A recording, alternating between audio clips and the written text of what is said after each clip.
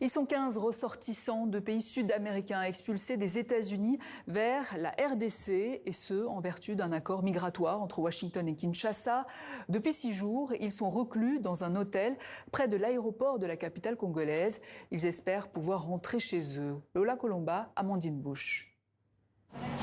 Depuis 5 jours, ils sont une quinzaine à tourner en rond dans cet hôtel de Kinshasa. Les conversations s'enchaînent en espagnol. Ces hommes et femmes originaires du Pérou, de Colombie et d'Équateur ont tous été expulsés des États-Unis.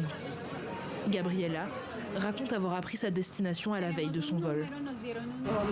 Je ne voulais pas aller au Congo. J'ai peur, c'est un pays que je ne connais pas. Je ne parle pas la langue. Je suis très angoissée. Dans ma famille, tout le monde était désespéré parce que c'est quand même quelque chose d'extrême.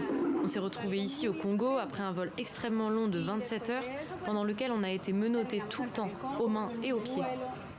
4 de ces migrants affirment avoir reçu un visa pour 1 semaine, extensible pour 3 mois. Mais passé cette période, ils ne savent pas ce qu'il adviendra d'eux.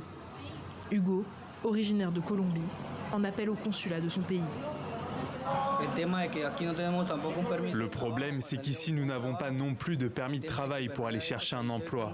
Le problème, c'est qu'on voit bien que ce pays est vraiment très dangereux.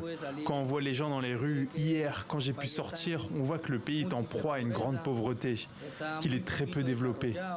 Et donc l'incertitude est là, on est dans l'attente de voir ce qui va se passer après ces 7 jours. Avec ses 15 premiers ressortissants latino-américains, la RDC rejoint la liste des pays d'accueil de migrants clandestins renvoyés des États-Unis.